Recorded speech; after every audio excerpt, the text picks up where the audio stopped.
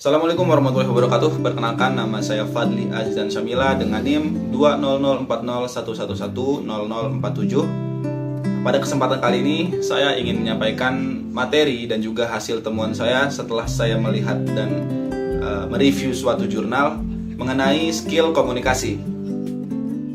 Video ini saya buat untuk memenuhi persyaratan tugas akhir dengan mata kuliah Manajemen Sumber Daya Manusia yang diampu oleh Bu Alifia Nurul Falah, SEME.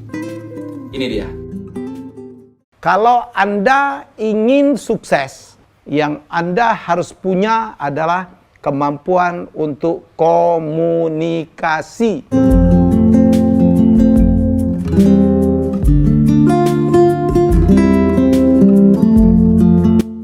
Saya setuju dengan pendapat Bapak Helmi Yahya yang tadi saya cantumkan, bahwasanya jika seseorang ingin sukses, maka kemampuan yang perlu dimiliki adalah kemampuan berkomunikasi yang baik.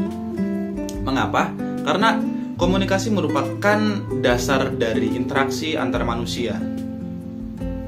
Jadi, bagaimana kita bisa mengetahui keinginan orang lain atau maksud yang disampaikan orang lain jika bukan dengan komunikasi? Bisa saja menggunakan kode-kode yang disampaikan, namun akan terjadi mungkin miskomunikasi atau kesalahpahaman terhadap informasi yang disampaikan. Oleh karena itu, komunikasi sangat penting dalam berinteraksi antar manusia maupun antar kelompok. Dalam dunia kerja, skill berkomunikasi juga sangat penting dimiliki oleh para atasan, entah itu manajer, HR, QC, ataupun yang lainnya.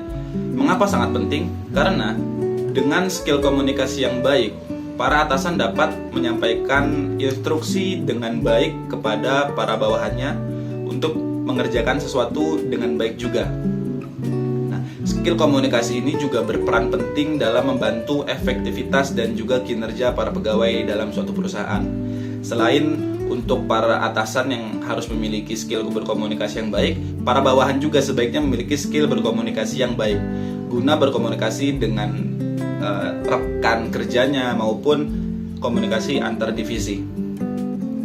Dari jurnal yang saya temukan yang berjudul Pengaruh Kompetensi Sumber Daya Manusia dan Komunikasi Interpersonal Terhadap Efektivitas Kerja, yang ditulis oleh Rika Endah Budiharti, Kokom Komariah, dan juga Reza Nurmala dari Program Studi Ilmu Administrasi Bisnis Universitas Muhammadiyah Sukabumi, yang melakukan penelitian di PT Agronesia Sari Petojo, Kota Sukabumi, yang merupakan perusahaan yang bergerak di bidang industri es yang ada di wilayah Sukabumi yang berdiri sejak tahun 2002. Pada penelitian ini, penulis memberikan beberapa hipotesis, yakni terdapat pengaruh antara kompetensi sumber daya manusia terhadap efektivitas kerja dan terhadap pengaruh antara komunikasi interpersonal terhadap efektivitas kerja.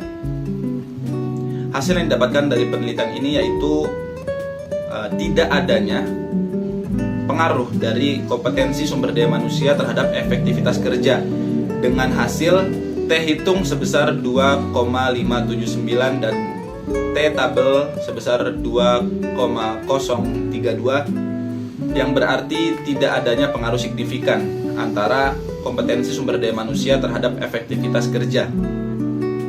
Di sisi lain, penelitian ini mengungkapkan bahwasanya pengaruh komunikasi interpersonal terhadap efektivitas kerja, dengan hasil T hitung sebesar 3,511 dan T tabel sebesar 2,032 dengan signifikasi 0,001 lebih kecil daripada 0,05, yang berarti adanya pengaruh yang signifikan terhadap efektivitas kerja yang dipengaruhi oleh komunikasi interpersonal.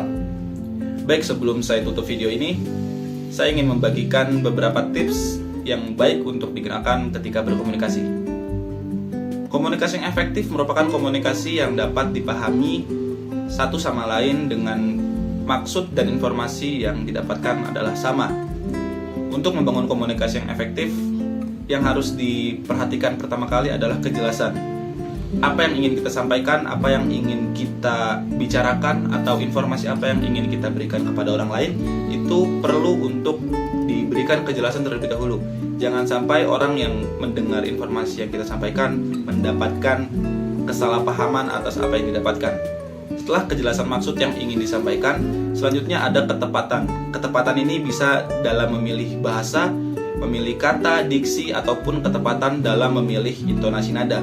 Karena mungkin saja banyak hal yang dapat disalahpahami oleh komunikan ketika mendengarkan informasi namun dengan nada bicara yang salah. Seperti halnya ketika lewat chat atau lewat pesan teks, itu banyak sekali kemungkinan untuk terjadi kesalahpahaman karena tidak adanya nada di situ.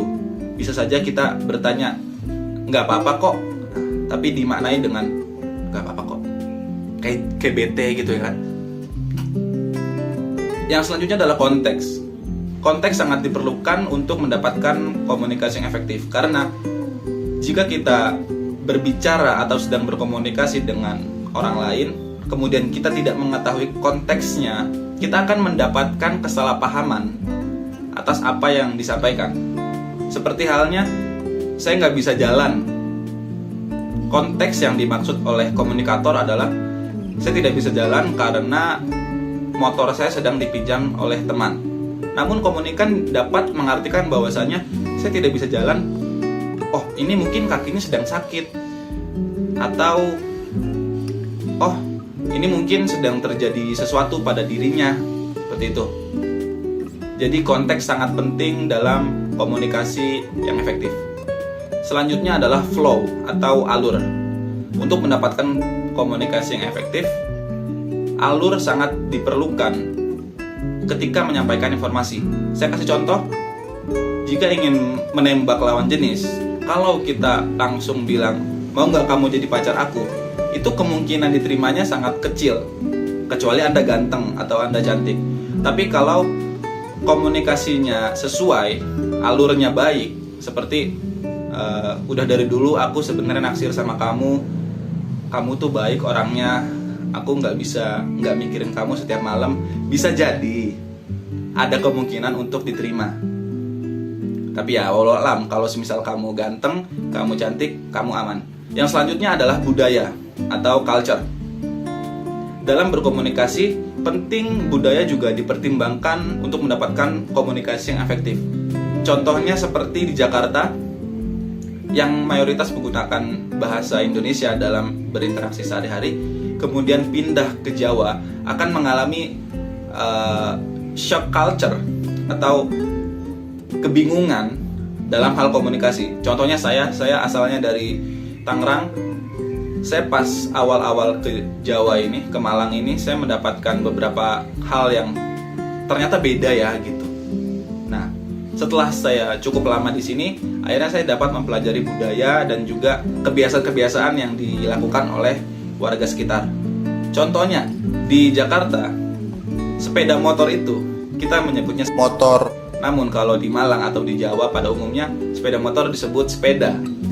Jadi sempat terjadi kebingungan di kepala saya ketika pertama kali menginjakan kaki di Malang, karena ada bapak kos itu bertanya, kamu nggak bawa sepeda ta? Terus saya menjawab, iya nanti mau beli sepeda gunung gitu. Loh, sepeda gunung yang kayak mana? Sepeda itu apa? Sepeda itu motor. Seperti itu.